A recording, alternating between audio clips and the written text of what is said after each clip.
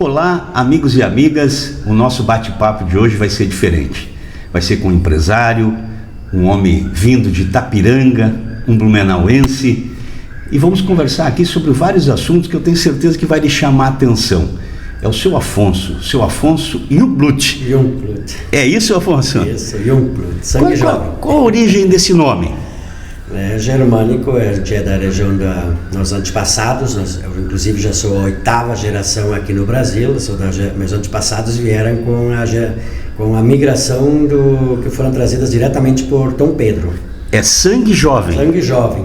E de que região que vocês eram da Alemanha, essa família? Seria mais ou menos, para quem conhece um pouco, na Alemanha chama-se Saarland, mas é perto de Frankfurt, que é mais conhecido, ou também não tão longe de Munique. O senhor já visitou essa região? Sim. Eu me envolvi em aquilo que hoje é muito comum, as famílias se encontrarem no Brasil e comemorarem os seus sobrenomes e criarem esse apego à sua saudade, vamos pôr até celular, de alma, das suas origens europeias. E a gente fez esse encontro, depois de vários aqui no Brasil, a gente conseguiu na época descobrir de onde saíram os nossos antepassados, que chama-se um lugar nessa região lá que chama-se Bundenbach. Em 2005 a gente levou 50 pessoas, inclusive eu e minha esposa organizamos esse encontro lá com os nossos antepassados na Alemanha, a nível como a gente faz aqui no Brasil.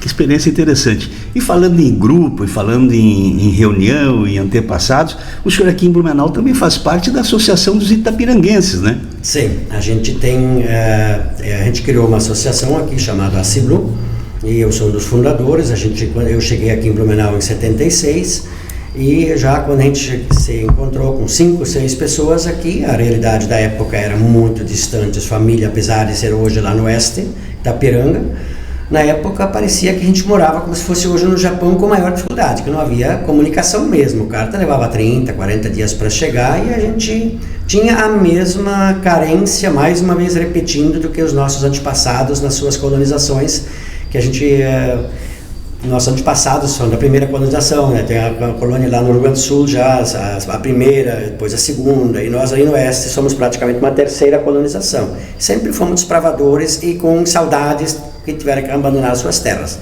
Meus pais também abandonaram seus pais lá no Rio Grande do Sul, Venâncio Aires, morava lá no oeste, e eu me criei com eles. Eu não lembro que eles tenham visitado seus pais, que eram meus avós. Meus avós morreram nos anos 90, eu já era adulto e não cheguei a conhecer eles por dificuldade de distância, que hoje seria algo inacreditável. Verdade, né? Seu Afonso, e em Itapiranga, a família era de agricultores?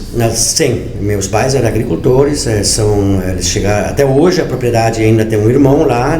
Minha tradição sempre foi ligado a comunidades pequenas, que como eram regiões, toda a região oeste, ela foi colonizada e ela foi dividida dentro das suas peculiaridades, de municípios, comunidades divididas por religiões, por raças, por crenças, e cada região. Itapiranga, no caso nosso, era basicamente filhos de alemães e católicos.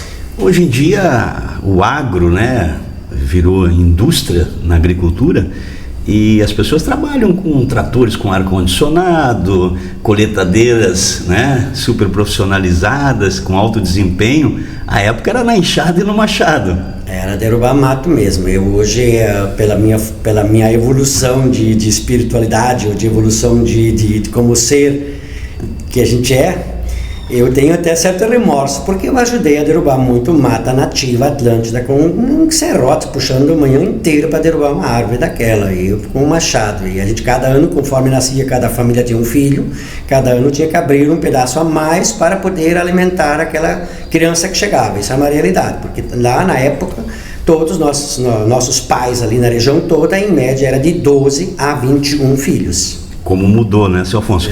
Aí o senhor veio para Blumenau em busca de melhorar de vida. Exatamente. Era difícil a agricultura, veio para cá para trabalhar na indústria? Sim. Como eu venho de uma colonização onde as terras foram divididas em média 30 hectares por família, e lembro que eu acabei de falar que a família era de 14, 15 pessoas. Como ia ficar depois de 15, 20 anos? Não havia, acho que esse entendimento quando se criou a colônia, que com essa quantidade de filhos, que era um incentivo do governo, porque tinha que ocupar aquela região lá, porque era uma disputa territorial com a Argentina, de uma certa forma, então tinha que ocupar o quanto mais rápido com pequenas propriedades, que assim ocupava toda a área em habitação. A gente chegou, eu fui uma das primeiras gerações praticamente disso. Eu era o quinto de casa. Eu saí com 11 anos de casa para o seminário, porque se quisesse estudar, tinha que afrontar a comunidade, os irmãos, os pais, porque a gente era visto, se quisesse estudar naquele tempo, como vagabundo, que quer estudar porque não quer trabalhar. Era essa a visão? Essa era a visão, e a gente era colocado o dedo na fuça, vamos dizer assim, quando chegava em casa, nas férias, porque diziam, lá vem o vagabundo que quer estudar porque não quer trabalhar. Então a gente enfrentava toda a situação, porque eu, na minha comunidade, era uma igrejinha pequena, com bancos, um professor que tinha hoje equivalente à quinta série, e ele dava aula desde a alfabetização até o quarto ano do primário. O quarto ano do primário, naquele tempo, era a formatura de você estava pronto para o mundo. E eu desafiei isso por intuição. Eu saber que eu tinha que partir para o mundo. Nós éramos 16 irmãos, e eu tive que partir, tanto é que eu peguei, como estava no seminário, através de uma irmã aqui do Hospital Santa Isabel, que era uma diretora aqui do Colégio Sagrada da Família, na época, e ela era uma itapiranguense. E ela abriu as portas através do Colégio Catarinense em Florianópolis, onde eu estava estudando para padre, e acabei arrumando um emprego aqui. Para isso eu tinha que primeiro enfrentar mais uma situação difícil na época. Para sair do seminário, você era controlado por toda uma comunidade. Uma comunidade não aceitava, porque tinha o ofertório uma vez por ano para os seminaristas, e aí dava aquele dinheirinho, todo mundo se achava que o seminarista era, em troca, uma propriedade de todos. Tinha que ser padre. Tinha que ser padre. Então, para você sair, você era um traidor. Então, não tinha como voltar para casa, de uma certa forma. A gente não tinha como voltar para a comunidade, porque a gente tinha, além de estudar, além de estudo, e aí, então, a minha tia, que era freira lá no Florianópolis, na Trindade, e ela me ajudou a sair. Arrumamos umas desculpas para falar com os meus pais. Ela era irmã do meu pai e ela ajudou, conhecia de casa, e arrumei um esquema de meio ano sair, e ela me arrumou um emprego aqui em Blumenau. Por isso que eu peguei minhas malas dia 26 de dezembro, para chegar aqui dia 27 de dezembro em Blumenau, na rodoviária antiga, para quem é mais tempo Blumenau. Próximo o ônibus shopping, parou, né? Eu pedi para o motorista lá em São Miguel do Oeste que ele não era para me esquecer de avisar, porque eu chegava aqui em todas as 4 horas da manhã, nunca tinha vindo para Blumenau, não sabia onde é que ficava. Uma minha pequena malinha que eu ia para o seminário, uma malinha pequena que eu quase... Que idade o senhor Afonso tinha? Naquela época eu tinha 19 anos já, 18 para 19. Então eu já tinha esse entendimento que eu tinha que partir para o mundo. Essa malinha veio cheia de dinheiro para poder passar a enfrentar as dificuldades em Blumenau. Nessa malinha veio toda a minha roupa, veio minha coberta lá dentro, minha roupa de cama, tudo. Só que o motorista não me avisou. Quando eu cheguei tinha uma pessoa que disse: quando tu chegar em Blumenau, se tu vê uma cidade que tem luzes meio brancas, não amarelas, isso é Blumenau. E aí eu olhei assim pelo vidro do ônibus, eu vi que eram luzes brancas, bati, levantei, o ônibus naquele tempo era fechado na frente, bati na porta, ele já estava lá onde hoje é a Sul Fabril, já estava saindo de Blumenau. Aí parei. Ia levar o senhor para o litoral. Ia levar para Florianópolis, que ele ia para lá. E aí eu pulei, deixei minha mala lá e voltei a pé em direção à cidade para ver se encontrava alguma ajuda, porque eu tinha um endereço no bolso que eu ia trabalhar no Hospital de Santa Isabel, só isso. Tinha esse endereço no bolso. E recursos para passar quanto tempo aqui? Nem dinheiro para pagar esse táxi. Tinha me sobrado tipo como se fosse hoje 5, 6 reais. Tanto é que quando encontrei, onde hoje é o Biangarten ali, um táxi ali, um ponto, cheguei, expliquei a situação para ele, eu disse que tinha esse dinheiro e se ele podia. Ele disse: não, isso aí não, nessa madrugada era Bandeira 2, eu nem sabia na época que era. Na época tinha Bandeira 2, verdade. Bandeira 2, essas coisas, a gente não era urbano, não sabia nem o que ele estava falando. Aí contei a história, ele ficou sensibilizado e pegou meus 5 reais, como se fosse hoje, e foi lá buscar minha mala. Mas ele disse: tu deixou lá da calçada? Sim. Tu acha que ela está lá? Ele me disse: sim, quem vai pegar minha mala? Eu sempre fui boa fé, né? Ninguém vai pegar minha mala. Sim. Cheguei lá, estava lá, parada lá do lado da estrada, minha mala, pegamos, e ele me levou na portaria do Hospital Santa Isabel. Cheguei às 4 horas da manhã, o guarda no pronto-socorro, que lá embaixo no térreo, para quem é mais antigo lembra que era no térreo, ali onde hoje é a recepção, e fiquei ali dizendo pro guarda que eu vim trabalhar. Aí disse: não, agora estamos férias coletivas, não tem nada nessa época, só tem que pegar um hotel, ficar por aí e voltar dia 7, 8. Eu disse: moço, eu não tenho nada, só... Aí ele disse: tá meio vazio o pronto-socorro. Eu disse: pode me deixar dormir no banco ali do pronto-socorro? Ele torceu o nariz, ligou, não sei para quem lá dentro, foi, no final não deixou dormir. Quando eu acordei dia 27 de manhã, uma barulheira ao meu redor, uma confusão, eu acordei no metrô de Socorro dormindo lá no banco, com a minha malinha. E aí fui encaminhado para assistente social. Ela me perguntou as coisas, disse que o senhor vai ter que morar na casa de alguém. Eu disse, não tem onde morar, não tem nem para comer, não tem nada, só estou aqui. Minha mala é coisa. Com a mala e a coragem. Isso. Aí ela me assinou que havia uma possibilidade de, que chamava naquele tempo de república, lá em cima no Morro de Santa Isabel.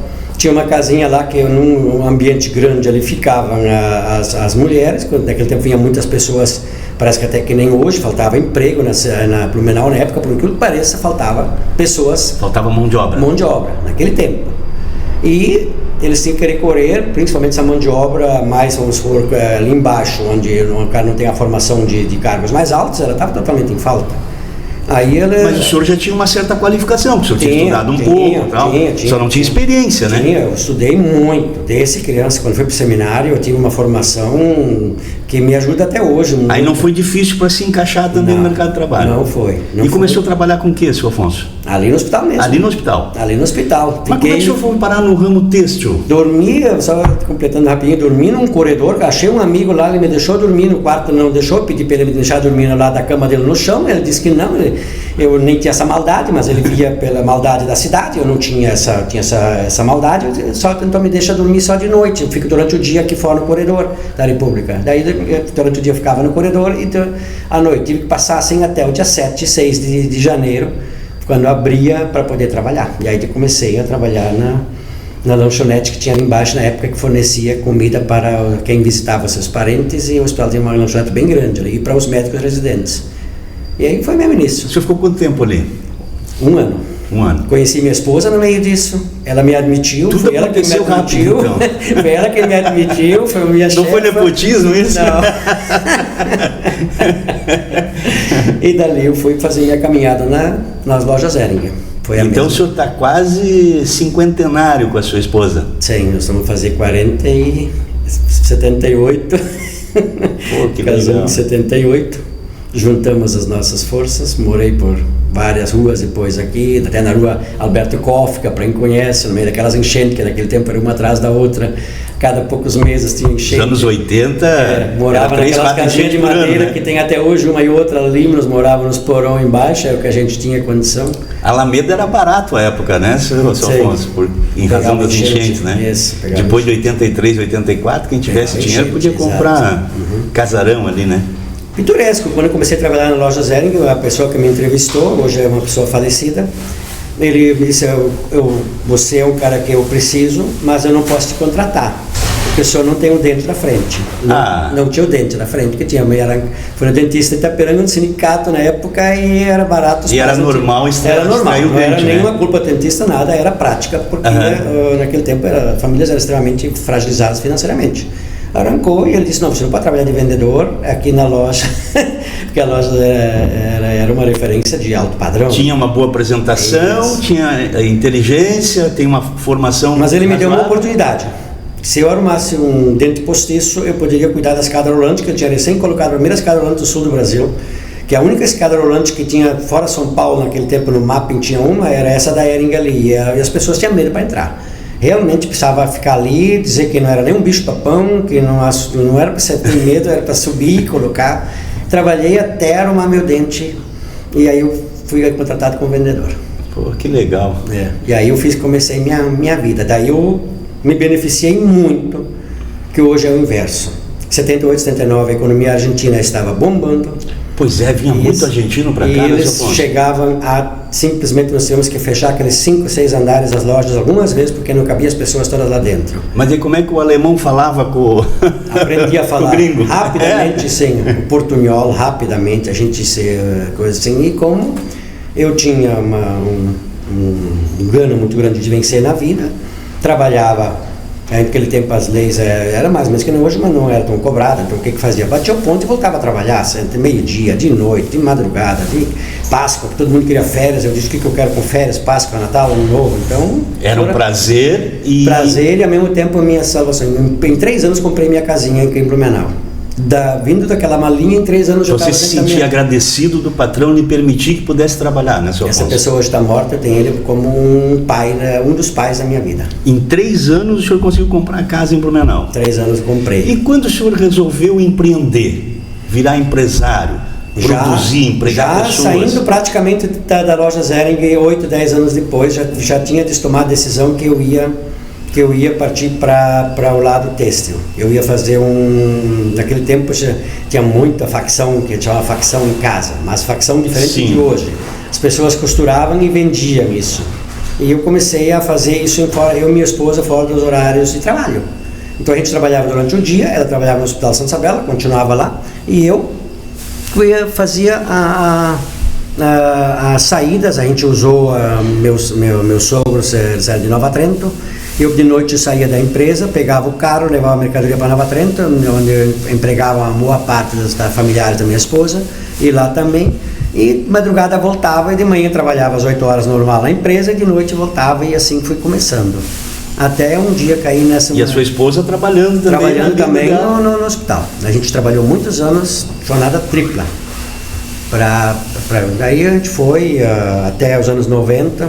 Aí a primeira empresa a gente levou um golpe do Brás São Paulo, faltava experiência, a gente acabou caindo num golpe e eu acabei fechando a empresa, mas não me desanimou. O senhor produziu e eles não pagaram? A Copa do Mundo da Itália.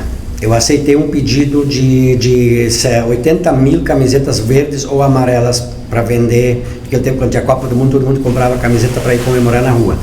E ela jogou a isca, pagou aí a primeira entrega e depois ela pediu 30, 60, 90 e depois pediu prorrogação e quando vi era um golpe, não pagou. Aí eu não tinha... Inviabilizou a empresa. Não tinha outro jeito. Fechei as portas. Voltei, mas não me desanimou. Do contrário, aprendi. Eu não vi como derrota, do contrário, agora eu estou pronto para abrir só que aí eu fiquei estudando muito tempo, onde não expor mais um empreendimento que eu fosse vítima de alguém, onde eu não poderia estar no comando. Ficasse tão dependente. Isso, dependendo tudo da resposta que os outros davam pra gente. Daí onde surgiu o têxtil. Onde Sim. Fui para São Paulo, encontrei uma pessoa e ele me deu uma representada de fio têxtil, que eu nunca tinha visto um fio na minha vida, um pé de algodão.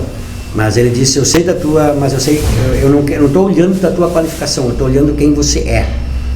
E ele me deu isso, por isso que ele é um dos segundo pai, que eu antes falei que tinha esse pai e essa pessoa. No longo da vida a gente tem pessoas que nos ajudam, né, seu Afonso? Eu estou até hoje com ele. Eu hoje ainda pratico, fora minha empresa, eu ainda tenho clientes que eu trabalho para ele. E a sua empresa hoje produz o quê? Hoje, em 2000 e alguma coisa, eu comecei a ver, eu não queria mais partir para produção, eu queria ficar meio termo, que se eu produzisse, eu tinha que vender e me expor no mercado, porque eu vejo o mundo ainda muito hostil em termos de você trabalhar, vender e o cara pede uma recuperação judicial e você não lá atrás fica pagando a conta e não tem o que fazer. Então eu quis fugir disso. Aí eu entrei na prestação de serviço, que é bordados. Daí onde a gente aprendi, comecei a aprender tudo, levei 8, 10 anos e aí... porque é um serviço complexo, né? 5, 6 anos, inclusive comecei com um irmão meu de início, depois a gente logo percebi que para não criar maiores situações, ele não tinha... Para você ter um sócio, você não pode... Isso é mais que um casamento, né? Então eu percebi que nós não poderíamos trabalhar... junto, antes de que acontecesse uma briga, a gente resolveu. Ele também hoje tem o bordado, eu tenho o meu e a gente... Qual o nome da sua empresa hoje? Hoje é SAG Bordados. E a concorrência é alta, né? Nesse meio, né, sua Afonso? Qualidade. 24 horas na ponta. A gente só sobrevive exatamente que eu entrei Por que eu entrei nesse ramo? Porque ele é desafiador. As máquinas precisam ser altamente modernas, o investimento é alto, né? As pessoas têm que fazer o que ninguém quer fazer. Ter mão de obra, inclusive. Lidar com pessoas. Qualificar a mão de obra. Qualificar a mão de obra e ter ela. O senhor tem quantos colaboradores hoje na empresa? Hoje estamos na faixa de 60 a 70, porque como a gente é prestador de serviço, a gente trabalha com planta de fábrica, ao rodízio normal de 10 a 15% de funcionários todo mês. Mas é bastante gente para administrar, né, seu Afonso? A sua esposa colabora também? Eu, minha esposa e meu filho. Eu tenho 3 filhos. A empresa está situada onde? Na bairro no Passo Manso, na Rua Guilherme Poerner, né?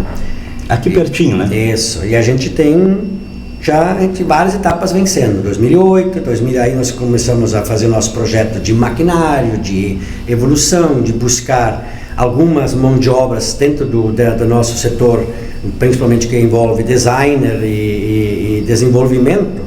É uma mão de obra que você não encontra no mercado, você tem que formar.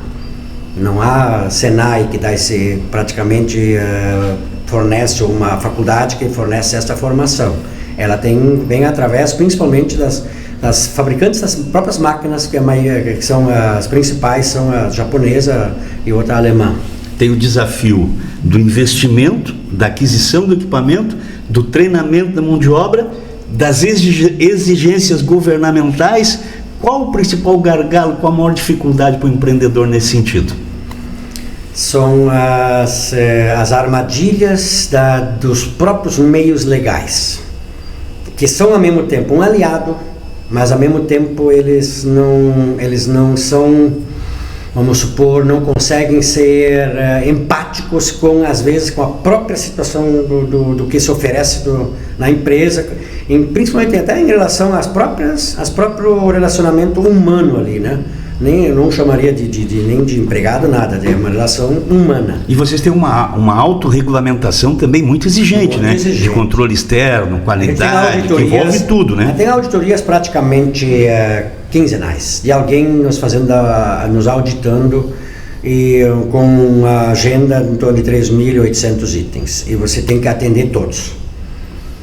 Se eu não atender eu fico desconforme, e aquele parece que os outros 3.000 ou 2.800 eles não entram em questão. Não se conta tudo que fez. Essa é uma das coisas que eu estou dizendo que a gente não... E uma das coisas que aqui que nós estamos meio num ambiente que também tem uma certa ligação política, é um desafio que eu coloco. Temos que buscar muita coisa. Por que essa renovação tão curta? Licenças, documentos, que não se justifica você fazer todo ano.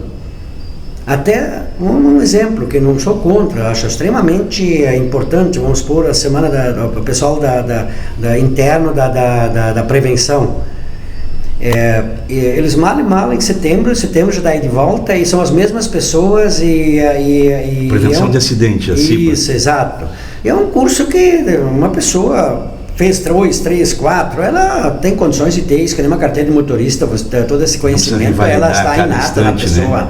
Porque você desconsiderar e fazer sempre, não pode nem fazer complementar, que seria o ideal, fazer um complementar, mas não, tem que fazer do zero, até se isso gera custo, a perda do funcionário no horário de trabalho. Eu nem quero falar isso no custo que eu tenho como gerenciador do empreendimento, que está aí, que poderia estar, sempre digo, no fundo, lá no final da soma, poderia reverter mais para o próprio colaborador.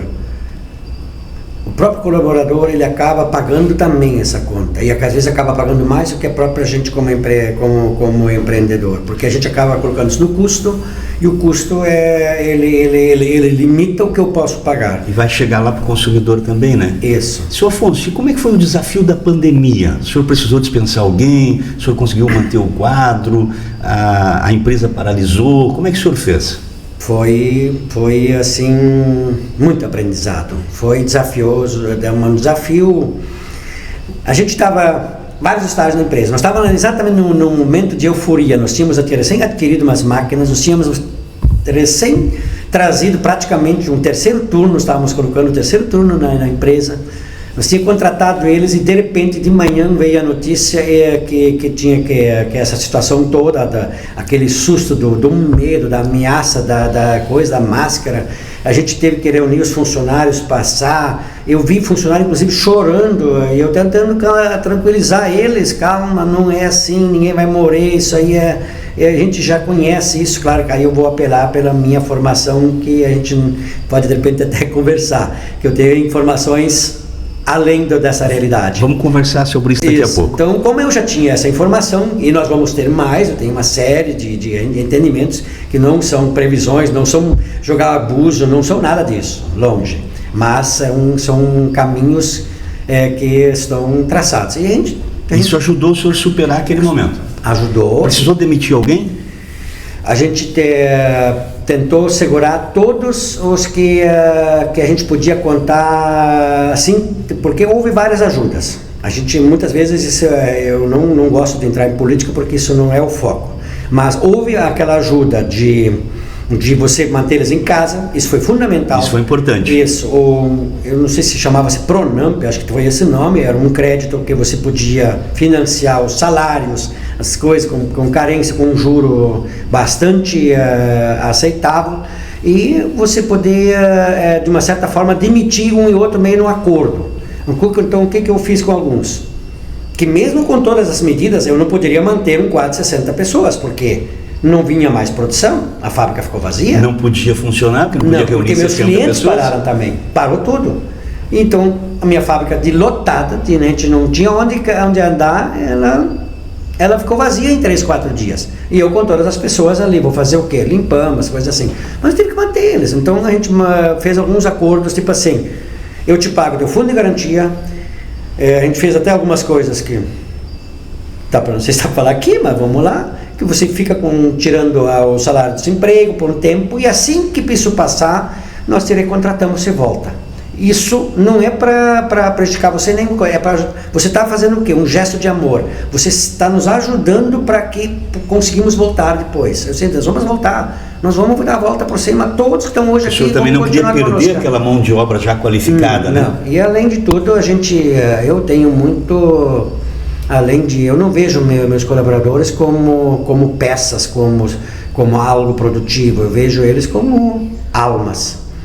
Colaboradores do meu lado, que está na sua caminhada, está no seu. Lembra que eu também lá atrás, lembra que eu vim com a malinha, eu vim passando, Mas tem pessoas trabalhar. Que esquecem isso, né, seu Afonso? Isso. Então eu tenho muitos estrangeiros na minha fábrica. E eu tenho um carinho muito especial por eles, porque estou atravessando a fronteira, caindo em todos esses desafios às vezes eu me pergunto como vocês caindo sem dinheiro numa fronteira lá em Roraima, que vocês conseguem chegar aqui no sul do país. Então, o fato de estarem aqui já são pessoas diferenciadas. Seu Afonso, havia muita preocupação durante a pandemia com quem tinha alguma comorbidade, alguma doença, tal. O senhor passou por uma situação difícil, o senhor estava plenamente recuperado de saúde, não teve essa preocupação da exposição durante o período da pandemia? Sim, a gente nunca, nós na realidade não paramos nenhum dia, uma célula ficou lá dentro, eu, minha esposa, meu filho, a gente ficou trabalhando direto, a gente não entregamos, vamos supor, nenhum momento paramos de trabalhar. Eu tive pancreatite em 2012 e desenvolvi câncer de pâncreas entre 2014 e 2017. É uma doença grave, né? Isso. Então eu tinha todas as... O índice de mortalidade é alto, era, né, 99, 98%. Às vezes tinha um médico que dizia, tens 2% para daqui 1 ano, 6 meses, ou o outro dizia que vou te dar 1%. Então, isso... O senhor chegou a ouvir isso do médico? Sim, com toda a clareza, com toda as palavras, não havia, e eu também chamei o conhecimento, eu fui pesquisar realmente. O senhor estava preparado para ouvir essa situação? Porque de certa forma, né, seu Afonso? Foi um choque, mas eu sou muito grato hoje a isso.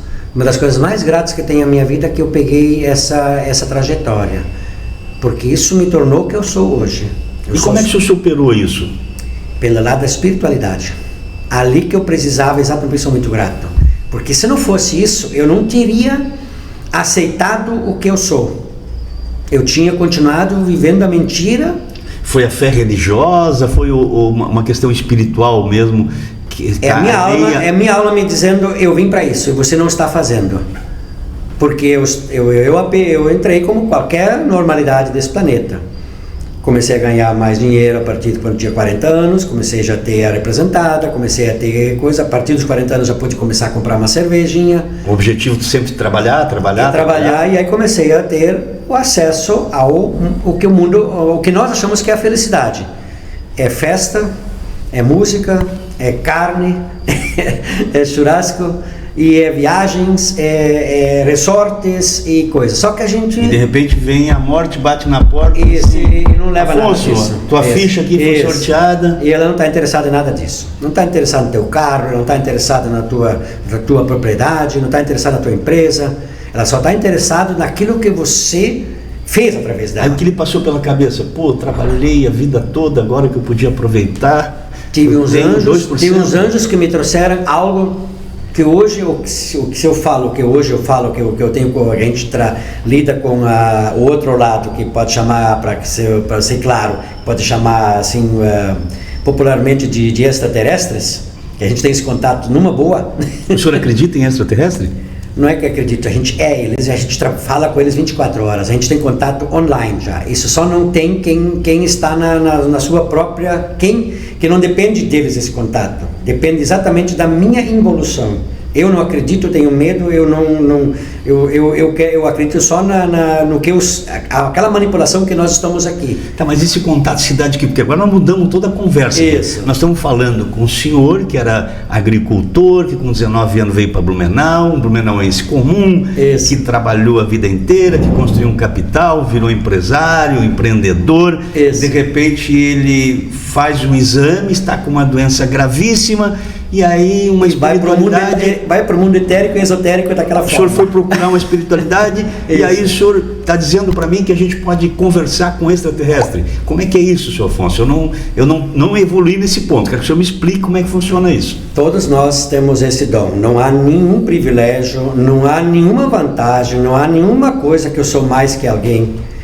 Isso é apenas cada um individualmente está limitando isso. Por quê? Nós temos as nossas crenças, que são dessa vida e inclusive de outras vidas. E essas crenças, elas nos limitam a um ponto de conhecimento, de receber essas informações, esse conhecimento, para poder chegar nessa sabedoria. Então nós nos podemos, e há uma regra nesse planeta Terra aqui, nesse nosso sistema, nesse nosso logos, que nós escolhemos esse desafio. Sim, lembra que eu disse que eu não sou um extraterrestre? Quando eu vim aqui a nível de alma e fui semeado e minha alma escolheu essa expressão humana, no caso aqui estou expresso num humano, e nessa encarnação inclusive escolhendo meus pais, minha família, meu país, minha cor, minha raça, meu sexo, todas as coisas nós escolhemos nosso próprio destino? Sim, absoluto. Mas não a pessoa que sofre muito, a pessoa que está com problema, que passa por doença. Ela mesmo queria isso. Está tudo ligado. Por isso que nós estamos tão controlados, porque quem nos manipula, nos leva para o lado do medo. Porque toda a prosperidade, toda a felicidade, todo o bem-estar, toda a opulência, toda a tua evolução, né, no sentido daquilo que você busca lá dentro, que tem lá dentro sempre alguém cobrando a nível daqui do coração, não a nível da mente, a nível cognitivo. Ele está te cobrando isso a nível de sentimento, emoção e pensamentos. Ele te conecta a isso 24 horas. Só que as tuas crenças, elas limitam esse contato. Porque o meu Deus, ele pode não gostar disso. A minha religião pode não gostar disso. O senhor é católico? Protestante? Eu era católico. Era católico. Sim. Hoje eu não poderia falar em ter religião, porque eu não estaria entendendo como é a divindade. A divindade, aí tem duas coisas sutis que vamos lá provocar um pouco. Cada um pode pensar, mas pode buscar mesmo essas respostas, mas eu vou dar duas provocações que são toda a diferença. Eu não tenho um Deus. Deus não criou nada que está aqui. Eu sou extraído dele, e tudo que está aí é extraído dele, tudo isso aí é propósito dele, tudo isso é mente dele, é elétron dele. Nós somos parte. Eu sou extraído dele. Eu sou ele. Por isso que nós somos co-criadores. E a gente tem uma expressão física onde está acoplada a minha alma, que usa essa vestimenta que tem um ego, e esse ego tem um livre-arbítrio. Que isso é o projeto que está aqui, onde você não lembra de quem você é a nível de tua realidade, e onde você tem toda essa formação de aceitar os presentes. Lembra da Eva lá, que fala metaforicamente lá na Bíblia, lá do Antigo Testamento, no Gênesis, que a cobra, cobra é um símbolo dos seres arcontes, para quem já conhece um pouco mais. Ela é uma draconiana, Então eles têm essa forma. Então a cobra, ela tem essa simbologia. O presente era o poder. Era exatamente manipular, que você parasse de ter, abrisse mão dos teus dons que você era e aceitasse a matéria. E a matéria você poderia usar, transformá-la em poder, onde você poderia tripudiar em cima de alguém. E isso lhe fazer bem para o ego desse corpo, porque você está satisfazendo esse corpo. Só que nós estamos num ambiente desse nosso universo causal. Nós temos duas forças, alfa, ômega, Deus Pai, Mãe, que cria a vida, cria as coisas que foram através do Isso não é metafísica, isso é o quê? Isso poderia se resumir um conhecimento, se você quiser, esse conhecimento de conhecimento acadêmico, seria metafísica, basicamente, mecânica quântica. Por que essas matérias, por que esses conhecimentos são tão combatidos? Por que eles são tão mal vistos? Porque eles imediatamente vão te iluminar. Eles vão te mostrar que você vai conseguir facilmente superar suas limitações. Isso ajudou que o senhor promovesse a autocura. Isso, porque eu tive que cair num centro espírita, que é uma célula que é muito boa. Eu recomendo centros espíritas bons, como nós temos aqui no planeta todo. Allan Kardec deu uma força muito grande nisso. Allan Kardec foi um ser de luz que encarnou várias vezes, e uma desses propósitos foi essa encarnação dele, trazer essa ajuda.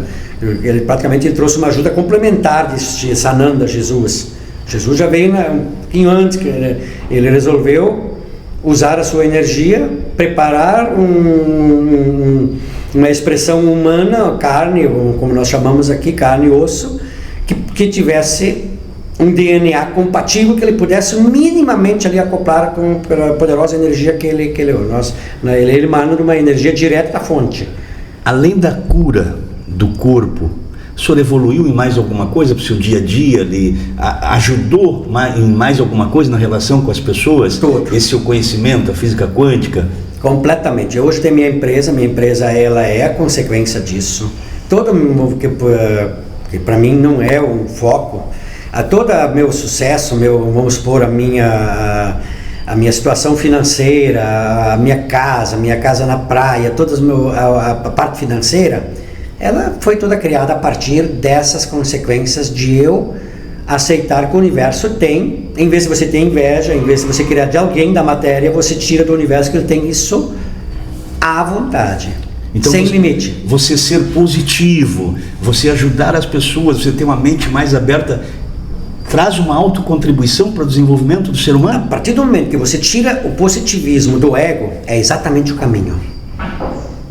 Porque o positivismo, ele às vezes ele prende, tem muitos cursos, tem muitas pessoas dando palestras, no sentido de conhecem a mecânica quântica, conhecem a física, tipo lá atrás, pega lá, o rei Salomão, ele tinha aquele pentagrama lá, conhece toda aquela geometria sagrada, ele sabe que o universo é geometria, então você manipula... As pirâmides, né? Isso, as pirâmides são mecanismos quânticos. E eles foram construídos antes de nós termos decaído na nossa evolução, como nós caímos nos últimos 3, 4, 5 mil anos. E obedecendo uma localização, sim, com objetivos, né? Todo cristal é um ente vivo. Toda pedra é um ente vivo. Não existe uma manifestação que não é um ente vivo.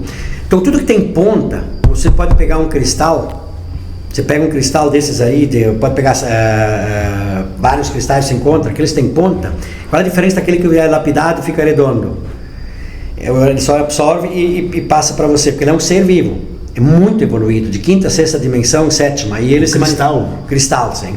Todos. E o cristal, principalmente, por isso que eles estão aqui do planeta, eles são cápsulas de tempo, que no devido tempo eles nos veem, trabalham a nível do DNA nosso, eles trabalham a nível de quem está no nosso comando. Lembra que esse corpo, da matéria que está em mim, ela não está no comando. Lembra? Quem é que me mantém vivo? Quem é que me dá essa harmonia de criar um corpo que uma célula vira orelha e mantém-se a orelha enquanto esse corpo está em atividade?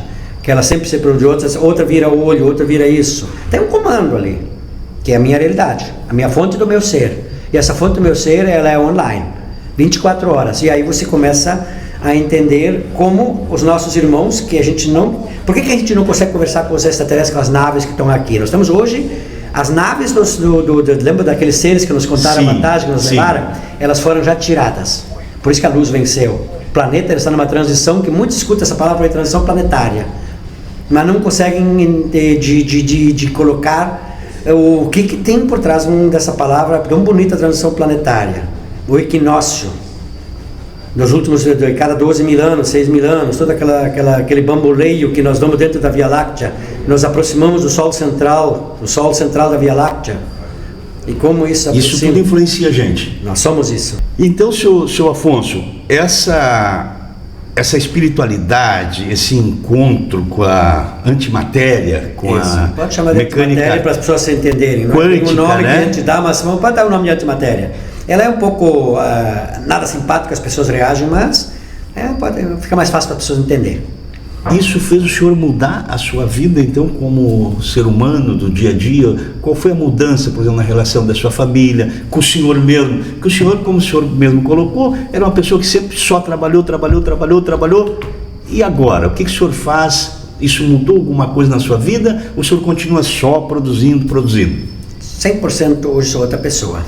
O Afonso de 10, 5 anos atrás, 8, 12, ele existe, tenho muito orgulho dele, tenho muita paixão dele, ele me trouxe até aqui, sou muito grato que ele me trouxe até aqui, mas eu hoje assumi o meu compromisso que eu encarnei, que a gente tem um compromisso de alma, e antes de encarnar a gente tem esse compromisso, e eu resolvi assumir ele de novo, porque a maioria das encarnações a gente não assume ele. Então, como a gente hoje fala com os nossos pais, principalmente, pais espirituais, não os pais de carne, nós temos uma hierarquia espiritual também, que são a nossa verdadeira essência, e eles estão principalmente nas naves que estão aqui acima das nossas cabeças. Então a gente tem nossos irmãos arturianos, nós temos os sirianos, nós temos os pleiadianos, principalmente aqui hoje nos protegendo. E todos eles têm os seus comandantes de todas as naves, e tem o seu comandante geral que está hoje junto com o Sananda, que é Jesus, como muitos conhecem ali todos os nossos mestres, estão todos juntos, São Germano, todos eles estão aqui, Maria. Mas Jesus seria um alienígena no seu ponto de vista? Sim, ele é um siriano, como nós também somos a maioria. Você vai ainda descobrir que qual a tua alma tem uma origem. E é impossível a gente ter essa comunicação direta com... Nenhuma. Na hora que você superar a tua limitação daquilo que você está preso no teu ego, que lembra que ele tem uma série de conceitos, inclusive traz de outras vidas. Quando você nasce, até 3 anos, o que já aconteceu contigo? Você escolheu o teu sexo, você escolheu teus pais, você escolheu a tua família, você escolheu o ambiente para voltar. Antes de ter nascido. Isso, foi você que escolheu. Então, os pais teus... Tá, mas e aqueles que nascem, eu nasci eu não me sinto mulher, eu não me sinto homem, eu nasci num corpo errado. Ela escolheu errado ou houve uma outra lógica? É uma opção de querer viver essa indefinição. Porque você foi muitos anos mulher, muitos anos homem, e você não aprendeu o que tinha que aprender, né? Lembra que nós assumimos o seu compromisso de alma. Aí você opta a ficar meio termo, agora eu vou querer, só que não tem mais tempo. Então eu vou optar para viver os dois ao mesmo tempo. Isso não tem pecado ali, não tem Deus, isso é uma evolução, uma experiência. O todo, assim, dá esse presente. Eu quero voltar um pouquinho para a Terra agora aqui, para a gente botar o pé no chão de novo. Uhum. O senhor teve a oportunidade de conhecer Cuba, né? Sim. Como é que foi a experiência já tinha toda essa busca de ter eu antes disso fui no Panamá também, que para mim também é muito emblemático. Eu fui inclusive com os nativos do Panamá, passei uma semana na ilha com eles. O senhor usou uma palavra que Cuba é pequenininha, mas é interessante como é emblemática e como influencia nas nossas vidas, na política, totalmente, na governança mundial. Sim. Por que isso, seu Afonso? Um país tão pequeno, pobre.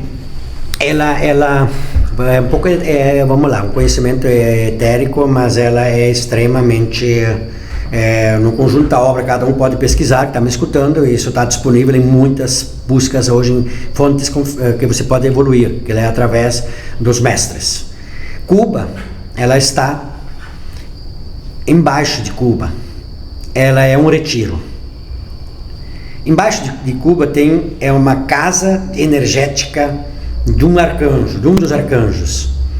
Se não me engano, é Zadkiel, Arcanjo Zadkiel, mas eu teria que dar uma olhada, porque são muitos que cada um tem o seu retiro.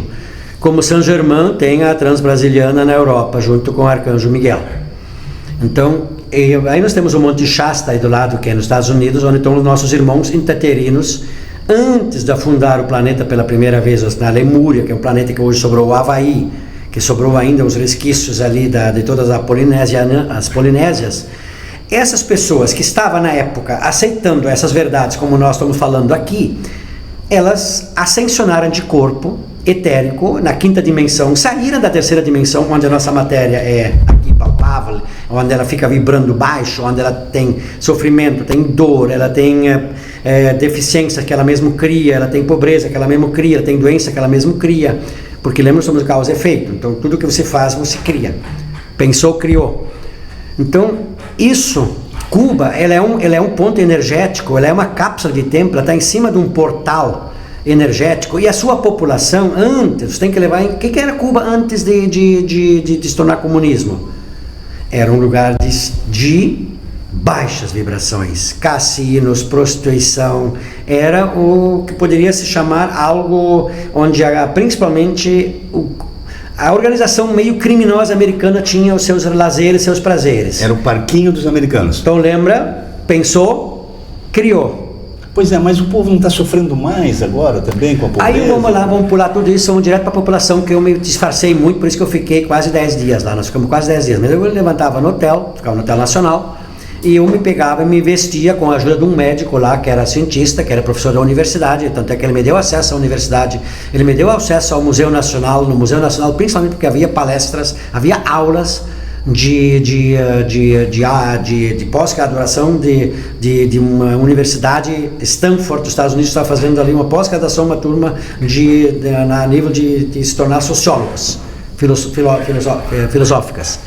E eu entrei ali no meio, me disfarcei de aluno e fui. E o professor me identificou assim, tentei ser o mais neutro possível, mas ele me identificou. Até que depois ele me chamou, mas não no sentido de ele queria porque eu fiz algumas perguntas desafiosas para ele. Não no sentido de afrontar, no sentido do que ele falava muito nos arquétipos justamente de Saint Germain, que são os 3 arquétipos da Estátua da Liberdade, que foram criados exatamente no Castelo Jantot, dentro da montanha da Transbrasiliana na Europa, quando Saint Germain estavam encarnados, e eles trouxeram essas cores dentro das administrações europeias, que eram todas elas de reis, então, onde você pode pegar isso na literatura, aparecia um senhor sempre de cabelo branco, e ele aparecia nesse meio do Senado, no meio dos assessores dos reis lá, Luís XV principalmente, e tinha toda uma informação de mecânica quântica, e trazia essas pessoas para isso. Então ele criou os 3 arquétipos, a cor branca, a vermelha e a azul, cada uma representando um arquétipo: a liberdade, o branco, o vermelho, a prosperidade, e o azul, a criação e as coisas. Então você pode olhar, por isso que as bandeiras de Cuba, dos Estados Unidos, todos que fazem parte eles têm essas suas bandeiras ligadas a esse arquétipo, a França, a própria Inglaterra. Então tudo isso e a Estátua da Liberdade, ela é a deusa Atenas Pala, que é uma deusa, exatamente a deusa Ísis, que para nós é uma mitologia. Lembra, para quem está dentro de uma religião, se eu falo deusa Ísis, ele já começa a me olhar atravessado. E o senhor acha que tudo isso influencia no desenvolvimento do país, na concepção do país, na política? Lembra que a energia, lembra qual foi o pensamento? O pensamento é o seguinte: todo nosso pensamento é um elétron.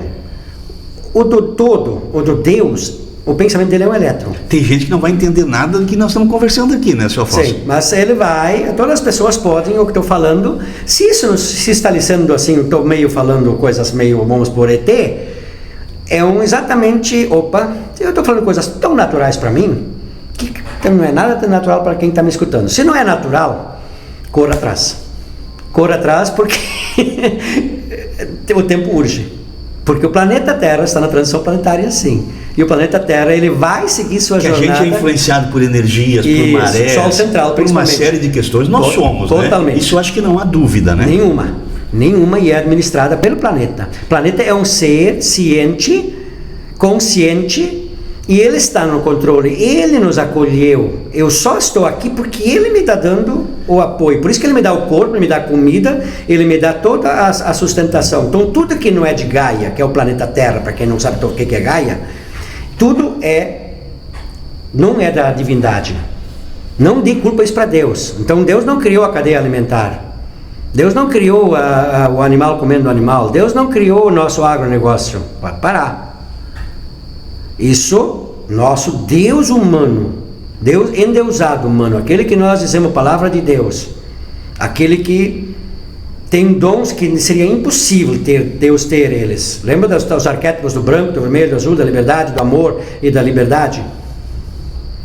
Como é que um amor, uma liberdade, uma alegria, uma felicidade pode ter dentro de si os sentimentos de condenação, de julgamento, de eu gosto mais de você que de outro, você é meu escolhido, você é o meu preferido, você tem uma crença que não é que você diz que tem, eu gosto mais de você que do outro, tem uma outra crença, então para pensar. Tenha coragem, pensa. A gente não quer ofender aqui a crença de ninguém. Não. Mas a própria Bíblia, ela revela, quando um livro sabe o que é, sim, e até com uma certa inspiração divina, né? Sim.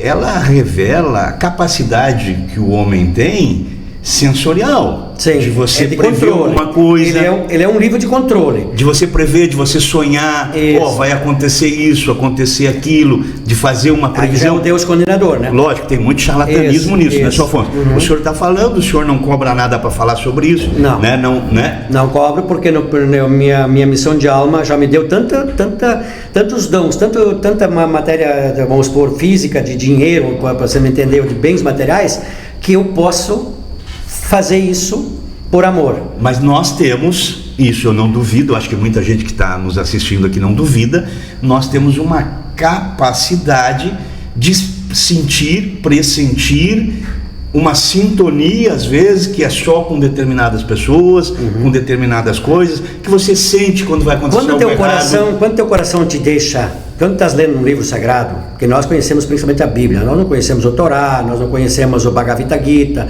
a gente não conhece lá dos muçulmanos, o Alcorão, e a gente se acha muito inteligente, mas nem leu dos outros também, nem se interessou muito. Para entrar no mundo da discussão, que também não levaria a nada, que é ego com ego. Sim. Que esses livros são ego com ego. Lembra que o meu melhor que você, eu sou a tua solução, eu sou a tua salvação, e se você não me... São livros de controle. Aquilo que Abraão lá fez com seu filho. É constituição do seu tempo. Lá, também, sim, né? Os 10 mandamentos. Ele nos trouxe até aqui. Então, por isso... Ali era o Código Penal, era o Código Civil. Era um código de controle. Então, se você... Como nós estávamos involuídos, nós nos tínhamos desligado a nossa fonte, onde nós deixamos de ser amor incondicional 24 horas, onde nós nos tornamos ego, e o ego faz o quê? Ele quer se impor, né? Se ele mata o outro, se sobrepõe, aqui é meu país, aqui é minha terra, aqui é meu planeta, aqui é meu agronegócio, aqui é meu poço de petróleo, aqui é meu passaporte, aqui é primeiro mundo, aqui é segundo mundo. O ego faz isso com toda a felicidade, toda a festa, e nos convence que ele está certo. E nem nos deixa nos questionar isso. Porque ele nos controla nossos pensamentos. E muitas vezes nós somos conduzidos por lideranças negativas. Isso. Também a história da humanidade mostra isso. Lembra que nossos líderes, não todos, sempre tivemos líderes da luz, sempre. E nesse momento nós estamos tendo líderes da luz. Não é nos grandes países, é principalmente a partir dos pequenos. Toda essa mudança, principalmente, está começando a partir de países pequenos. O senhor acredita que o ser humano está evoluindo? Tá. Até porque em muito pouco tempo só vai mais poder ficar aqui quem estiver evoluindo no amor incondicional. Porque a energia da terceira dimensão, o planeta Terra vai deixar de ser um planeta de terceira dimensão. Nós vamos voltar a ser um planeta de quinta dimensão. Quinta dimensão é só alegria, não tem mais sentimentos que não cabem dentro do amor. Do amor verdadeiro, não o nosso amor de eu sou dono de você. Eu tenho regulamento para você me amar e eu te amar. Não, esse é o amor verdadeiro. O amor verdadeiro de coração da tua alma. É tipo um amor de pai e filho. Uma mãe principalmente com o filho, um pai com o filho, aquele sentimento de quando ele precisa corrigir, ele não está fazendo isso porque ele quer dar uma direção para ele, para o melhor dele. Eu tenho percebido, Sr. Afonso, que independente do que se ensina em casa ou na escola, parece que as crianças estão já nascendo com uma outra concepção de vida, né? Sim. Você um outro entendimento do planeta, né? Dos anos 90 para cá, até 2005, veio uma geração de almas, chamado cristalinos. São que eles vieram, que eles vão ser os nossos primeiros líderes, que vão assumir gradativamente e eles têm toda a hierarquia coisa do amor incondicional, religiosa, né? Do respeito ao próximo, Eles são, por isso que tanto jovem tem essa missão de alma, mas os presentes aqui da matéria são muito grandes. Eles estão se perdendo na droga, estão se suicidando, estão isso, aquilo, porque a alma já sabia deles, que era uma missão extremamente desafiada, porque eles tinham que desafiar. Lembra, eles vão na escola, a professora não entende o que essa criança, por que ela não presta atenção, porque ela é tão revoltada. Aí nós temos uma geração também que hoje nós não entendemos, que são os autistas, que são coisas de alma evoluída, que não temos corpos evoluídos para aquela energia. Para resumir, Jesus foi uma demonstração de amor incondicional extraordinária, né? Ele veio para ser o mestre do amor, porque ele vem de uma energia, ele se fragmentou de uma energia. Ele é uma centelha da energia direta de Deus Pai. E ele é só perdão e compreensão, né? Perdão e compreensão o tempo inteiro. A passagem dele, os 33 anos de vida dele... Por isso que ele disse, amai o outro... Como assim mesmo, assim, né? Mesmo. Lembra mecânica quântica? E o perdão a todo instante, né? Entender as pessoas, compreender... Emanou é um elétron. E a riqueza espiritual, né? Não tem um castelo de Jesus, não tem... Deixa eu só colocar o elétron ali que muitos podem estar aprendendo.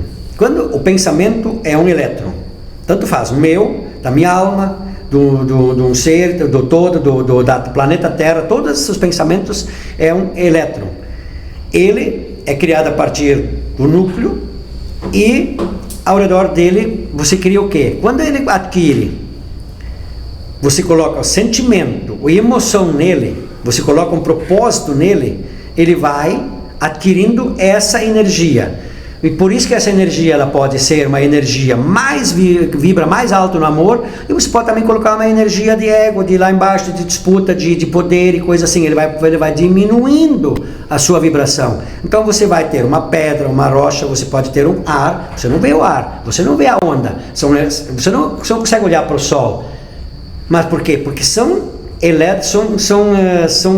dimensões, são realidades acima da nossa. Então, como nós estamos muito baixo na vibração, para nós ele pode ser calor, ele pode nos queimar, então isso que eu falo que as dificuldades Sananda, quando ele resolveu vir num corpo humano, porque ele quis fazer a experiência de entrar num corpo humano, ser um humano, lembra que ele falou, eu vim para ser um homem, filho do homem, e ser carnal, isso, aquilo. Quem é muito cético, quem não acredita nessas questões, pode imaginar uma onda de rádio, né, seu Afonso? Sim.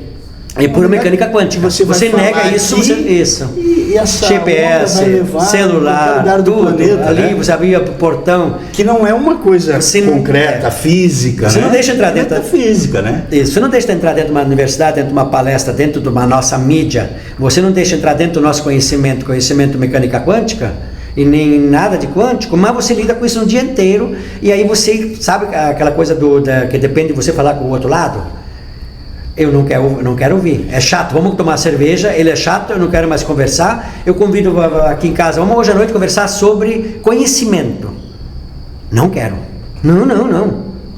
Você quer informação? Nós somos o nosso ego, não quero. A gente não quer tirar o pé do lógico, não. Mas basta, por exemplo, você entrar num templo, seja qual for. Sim. Você vai sentir uma energia diferente, né? Porque ela está lá. Você entra numa igreja consagrada, num templo consagrado, aquilo que você sente, a transmissão da energia é completamente diferente. Você sente, pô, aqui eu estou num lugar diferente, abençoado, não é? Sempre a tua alma reconhece o amor. Ela é amor. Então, quando você se sente bem, é o caso dos livros sagrados. Os livros sagrados, eles foram escritos por humanos. Mas ele está colocando todo o conhecimento quântico. Uma inspiração divina, porque para criar uma televisão, só com uma inspiração eles estão divina. Lá. Né, então, aquilo que ressoa para você, que ele deixa bem, aliviado, sabe, você sente aquela emoção no peito, aquilo é verdade. A única coisa que normalmente acontece é você não tem coragem de dar força mais para aquela emoção. Até que você sai do culto e em meia hora você já está no mundo material de novo. Só cerveja, cachaça, briga, família, trabalho, isso, aquilo, matéria, medo de morrer. Então, para entender, a gente não duvida da fé, pelo contrário, o senhor sabe que a fé existe. Você entendeu o que eu estou falando? Tem um Criador, né? Só que por caminhos às vezes diferentes do que outras crianças buscam. A gente chama da fonte do nosso ser. A gente chama da realidade quem eu sou. A realidade não no sentido de matéria. A realidade de quem está na minha transcendência, a minha ascendência, ou seja, quem está no comando. Tipo assim, minha célula, eu me alimento e ela tem apenas uma membrana nela, e ela deixa entrar essa membrana. Onde é que ela teria essa inteligência que ela deixa entrar o alimento que a célula precisa, e o que ela precisa eliminar ela abre e tira fora. Uma simples membrana de cada célula das trilhões que nós temos no nosso corpo faz esse trabalho. Isso não acontece sem ter alguma coisa. Então isso é a realidade do universo como um todo. Então eu sou uma expressão da inteligência ativa e inteligente do universo. Eu sou a inteligência do universo. Eu sou extraído, ele me extraiu dele e me deu um propósito.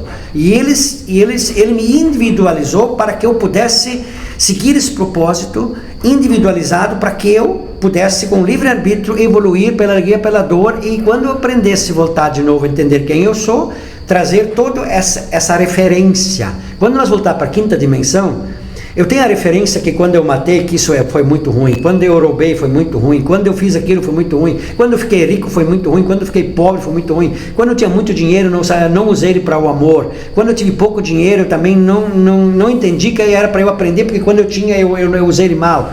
É para agora aprender. Então tudo são lições, não é castigo. Nós somos a nossa realidade. Enquanto nós estamos aqui na terceira dimensão, essa é a trajetória. E podemos desenvolver uma capacidade de controle do próprio corpo para o bem ou para o mal, né? Absolutamente. Hoje eu encontrei uma pessoa, e aí eu fui dar os pêsames pela perda da mãe, que ela perdeu fazia pouco tempo, né? Não sei se 60, 90 dias. Ela disse, mas tu soube do pai? E eu disse, não, 36 dias, se não estou enganado, após a mãe falecer. Sim, o pai faleceu também, e não estava doente. Não. Mas ele não suportou o afastamento de uma convivência de mais de 60 anos. Sim. Ou seja, ele se eliminou em 30 dias, naturalmente. Lembra que como ele poderia também, foi o seu caso, se curado, que o senhor se curou em pouco tempo, né? Foi um dos grandes egos que Sananda, quando saiu do deserto, ele se iluminou. Ele era um humano com uma mente humana, um cognitivo humano. E ele se propôs viver os primeiros 30 anos como um humano comum, com sua família, com seus pais, com seus irmãos. Você está se referindo a Jesus? Isso, com seus irmãos. Se isso rebaixa a sua divindade, reveja seus conceitos. O que tem de errado em ter irmãos e estar num casamento de amor, com filhos? Se isso que eu estou falando, que Jesus tinha irmãos, e que ele tinha um pai, uma mãe, e que ele nasceu sim de uma relação normal, e se isso lhe rebaixa, reveja os seus conceitos. Se isso te diminui qualquer santidade, vamos dizer assim, do contrário, são experiências maiores. Eu poderia ser filho único e poderia ter muito mais facilidade dentro de uma família. Eu tenho 16 irmãos, eu sei o que é ter 16 irmãos, cada um com seu ego forte, principalmente quando chega na idade madura. Então, imagine, e ele veio para ser filho do homem, ele queria passar por tudo que um homem faz. Como nesse momento ele está falando conosco o tempo todo, com a mente, telepaticamente ainda não, porque nós não ainda voltamos a abrir, não estamos prontos para abrir a nossa parte telepática, mas ele está usando várias outras ferramentas. Ele é principalmente de mente. Ele pega uma alma que veio já com esse propósito, essa pessoa naquele momento que ele quer usar a voz dela, lembra que você usa celular, você usa você para não é nenhum problema que eu estou falando, mas se eu for falando aqui você começa, caramba, como é que Jesus vai usar a voz? Sim, ele pega uma pessoa, no caso a voz, a pessoa coloca a mente, o ego dela de lado, e ele usa a mente dela e usa a voz, e você grava isso no YouTube, grava isso em qualquer eletrônico, e você atravessa isso hoje no planeta inteiro, em 1 segundo, em poucos segundos. E mesma coisa, como ele veio escrever, ele veio trazer, preparou 40 anos uma mente, e veio escrever junto com todos os mestres, os 7 principais mestres que estão do nosso lado aqui, da Plena Fraternidade Branca. São sirianos. Seu Afonso. Só para colocar o nome do livro. O livro chama-se Cartas de Cristo. Quem se interessa em ler o que eles vieram escrever usando a mente e a mão dessa pessoa, preparada há 40 anos para não interferir com o seu ego, para que ela escrevesse exatamente, sem interferência, o que a sua energia está colocada ali, escreveu. Tudo que ele tentou falar lá atrás, que nós tentamos transformar em evangelhos, nenhum problema, a Bíblia tentou, tem lá todas as verdades escritas, mas estão, vamos pôr, em bolinhas misturadas. Quem, como você falou, vai numa igreja, você sente as bolinhas azuis, vamos ver as boas, e as pretas que não são boas, você tem rejeição. Então, qualquer lugar que você vai sentir a benevolência. Lembra que ele não julga. Amor incondicional, não existe coisa ruim, livro ruim, igreja ruim, religião ruim, religião boa. Não, isso é julgamento. Isso não existe esse sentimento na divindade. Ele está apenas na sua evolução. E nós não unimos ainda a humanidade. Como o senhor falou, tem várias correntes religiosas diferentes. Esse primeiro bate-papo, seu Afonso, que nós tivemos aqui hoje, o objetivo era conhecer mais um blumenauense, né? De origem alemã, que veio de Itapiranga, chegou aqui, trabalhou, venceu, hoje emprega 60 pessoas, contribui para a sociedade, tem uma visão social. Construindo a nossa fábrica nova. Que legal. Tem uma visão sobre a questão política, enfim. E nós acabamos entrando num outro assunto aqui, que surgiu na sua vida a partir de um momento de dificuldade, de uma doença grave, onde o senhor se desprendeu do carnal e foi para o espiritual. Quem quiser buscar esse autoconhecimento, qual é o caminho, senhor Afonso? Primeiro momento é ter a coragem de, mesmo em casa, de rever todos os seus conceitos, todas as suas sabedorias, se aquilo é ego dele, da sociedade ou do conjunto, se é de coração, e o que ele impede, sem nenhum compromisso, inclusive de dar acesso a essas dicas que estou dando. Tem no YouTube hoje, tem ao vivo, inclusive eu estou aqui às 7 horas, 8 horas hoje, eu tenho uma palestra ao vivo, não comigo, eu não quero ter esse ego, com milhares de pessoas, ao vivo. Sananda vai falar conosco hoje, desculpa, nem essa Sananda, hoje o Arcanjo Miguel também fala muitas vezes, vai falar conosco ao vivo, sim. Se você tem dificuldade de acreditar que eu estou falando, então busca essa sua desprendimento das suas crenças limitantes, porque esse conhecimento seu o limita de você ir buscar a verdade e ter o livre-arbítrio de você mesmo dizer: eu acredito, não acredito, faz sentido, não faz sentido, quero isso, não quero aquilo. Se você não quiser, a sua alma não está pronta, ela quer ainda viver a sua experiência, tenha muita gratidão por ela, siga o seu caminho, encerra o ciclo aqui no planeta, que ele vai se encerrar, não é nenhum castigo. Você vai sair dessa expressão humana e você vai num outro logos, num planeta, conforme a sua vibração atual, conforme os seus conhecimentos, os seus entendimentos, que você está vibrando. Ninguém está levando ninguém a lugar nenhum. Não é que nem lá diz que tem um cara lá vai te julgar pela tua agenda. Não, pela tua vibração você vai no lugar similar. E lá você continua evoluindo. Lembra, um outro conhecimento básico da mecânica quântica e de qualquer conhecimento, nós somos atemporais.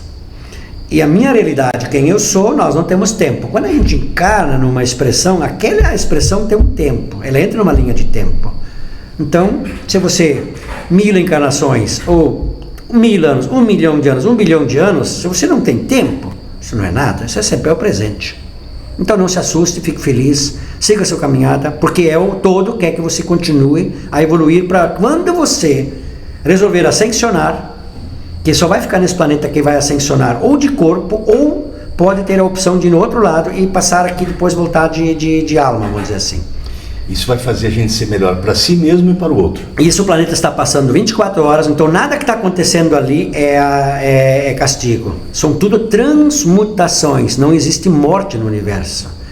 Existe tudo coisas que você criou, e elas são energias de alta ou de baixa vibração, e elas são transmutadas de volta para a divindade, sempre para o todo, sempre para dentro da energia da luz, sempre para trazer a felicidade, o amor puro, a alegria pura. Tudo é transmutado. Então tudo que a gente criou, e vamos lá, eu não tenho só essa encarnação. Se você quer acreditar nisso, não é problema, vai buscar. Nós somos aqui, a maioria de nós aqui, somos no mínimo 500 a 1000 encarnações nesse planeta. E olha que a gente fez dessas encarnações todas. E isso a gente criou essa realidade. Eu estou aqui vivendo esses pacotinhos que eu quero viver. Eu escolhi para encarnar e viver isso. Então, nada seja ingrato, seja sempre grato. Se vem uma doença, porque você precisava, sem ela, no meu caso, eu não estava agarrando, fazendo isso. Minha alma tinha programado quando chegasse a 50 anos que eu fosse fazer isso. Quando cheguei a 50 anos eu não queria, achava que era muito gostoso fazer festa. Receber todo dia pessoas na minha casa, na minha praia, não que seja ruim, nada errado. Onde tem alegria é Deus, onde tem festa é Deus, não tem condenação, nada. Tudo é liberado desde que seja amor. Hoje o senhor vive melhor. 100%. Então valeu a pena. Seu Afonso, muito obrigado pela sua presença. Pro próximo ano nós... Descomplicando assuntos pertinentes do seu dia a dia, entrevistas, debates e muito mais. Bate-papo leve e descontraído. Vai Vendo o podcast com Roberto da Luz.